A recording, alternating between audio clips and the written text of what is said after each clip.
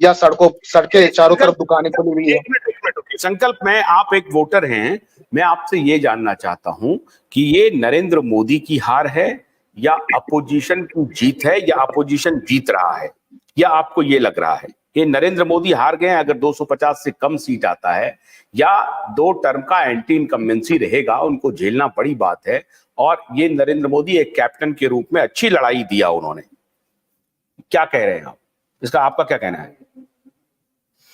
As a captain, honestly speaking, he is not worth as a captain.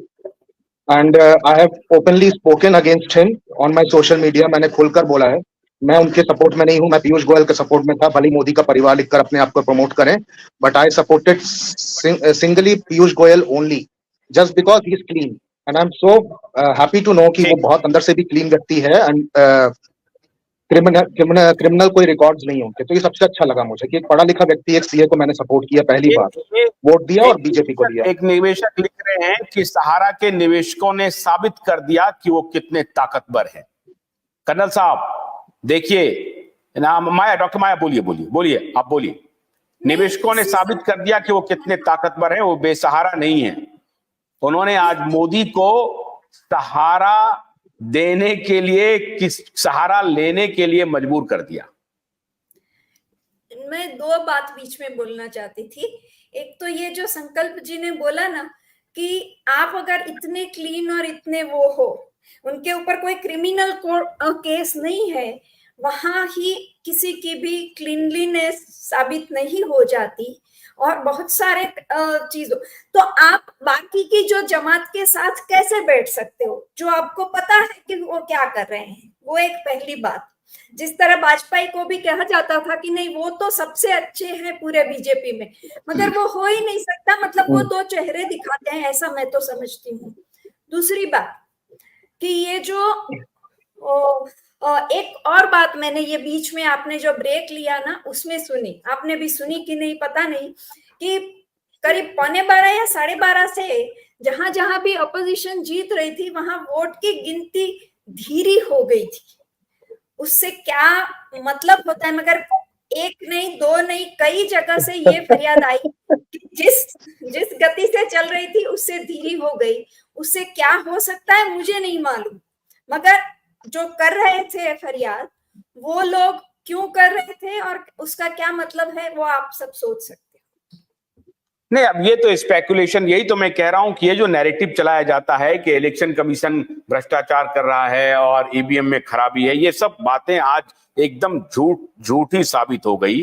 कुछ गड़बड़ियां हो सकती हैं, लेकिन हमारा इंस्टीट्यूशन बहुत स्ट्रांग है और इलेक्शन कराने उसमें थोड़ी बहुत 1-2% कहीं इक्का दुक्का कुछ ऑफिसर गलती कर सकते हैं, कहीं मशीन खराब हो सकता है, वो एक अलग, कुछ नीयत भी खराब हो सकती है, लेकिन पूरा एंटायर इंस्टीट्यूशन करप्ट है ये मानना ठीक नहीं होगा।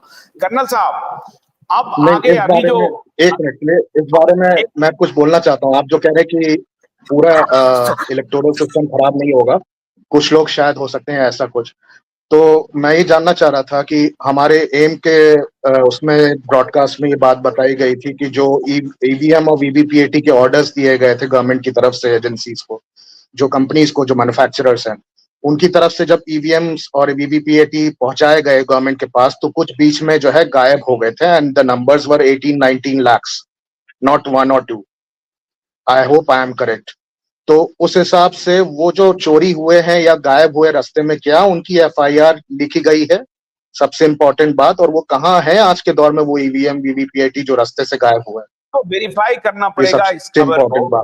इस तरह की खबरें सोशल मीडिया पे चलती रहती हैं, उसको थोड़ा वेरीफाई करना पड़ेगा कर्नल साहब। लेकिन ये मैं आपसे पूछ रहा हूं कि जो निवेशक कह रहे हैं कि सहारा के निवेशकों ने अपनी ताकत दिखा दी, अगर 10 साल आप कह रहे हैं कि इसी सरकार ने किया, साहब 10 साल हो गए, 2014 में आए थे और उसके बाद कोर्ट केस वगैरह सब कुछ हुआ, तो 10 साल में अगर एक्शन में सरकार आती तो कुछ ना कुछ काम हो गया होता। इलेक्शन के पहले जुलाई 2023 में इन्होंने काम शुरू किया और तब जाकर के जब इनके ऊपर दबाव पड़ना शुरू किया, निवेशकों के आंदोलन होने लगे सड़क पर, तब सरकार जागी।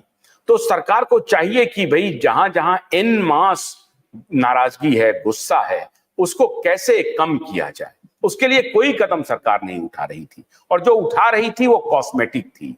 तो क्या आपको लगता है कि ये जो सरकार को अब सहारे की जरूरत पड़ेगी खुद को ही खड़ा करने के लिए, तो ऐसी स्थिति में सरकार अब उन करेक्टिव मेजर्स को लेगी जिसकी वजह से उनको नुकसान हुआ है, चाहे 1 वोटर हो चाहे 1 करोड़ वोटर हो, उनका ध्यान में रखा जाएगा उनकी समस्या को?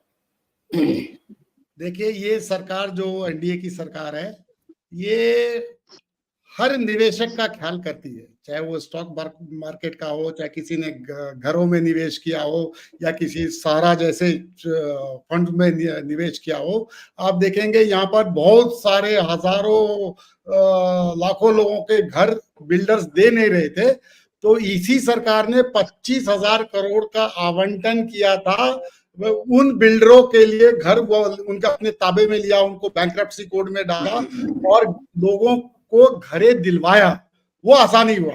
उसके बाद उन्होंने सहारा के निवेशकों का भी ध्यान किया, और सिंस सहारा का बहुत बड़ा निवेश लोग है, करोड़ों में है, और उसमें क्या होता है, मैंने बार बार कहता हूं कि चिन्हित करने का काम बहुत ही मुश्किल हो जाता है। सरकार का उद्देश्य होता है कि हर सही व्यक्ति के पास पैसा पहुंचने जाए, नहीं तो वहां पर धांधली करना बहुत आसान हो जाता है ऐसे इसमें।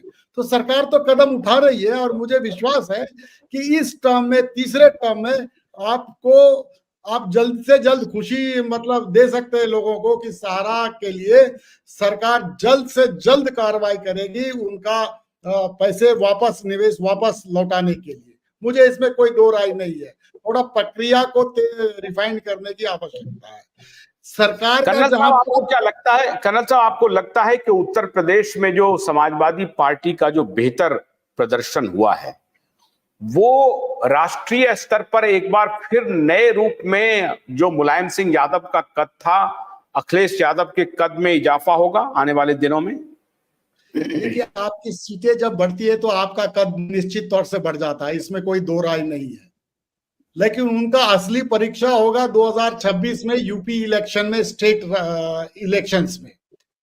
अभी जो बीजेपी का सीट काफी कम हुई है अपेक्षाकृत से ज्यादा। वैसा मेरा मानना है कि अगर 60 सीटें बीजेपी को नॉर्मली मिलना चाहिए तो उसमें से 30% ही कम आया हुआ है, जो ज्यादा कुछ कम आया नहीं है। तो 30% भी ना होने के लिए इस बार वो मोदी जी की बात ज्यादा मानेंगे और ज्यादा करेंगे, और उनकी भागीदारी राज्य में और चुनाव में कैंडिडेट्स को चुनने में मोदी जी की ज्यादा चलेगी, ना कि किसी और सिफारिशों की। गन्ने की कड़ी बुनियाद, जिसे मराठी में खुडक्या और कुछ उत्तर भारत के क्षेत्रों में खुटकी भी कहा जाता है, उसे केवल भोलानाथ का 2-in-1 बैटरी ऑपरेटेड हार्वेस्टर कम ब्रश कटर आसानी से और बिना रुकावट के काट सकता है।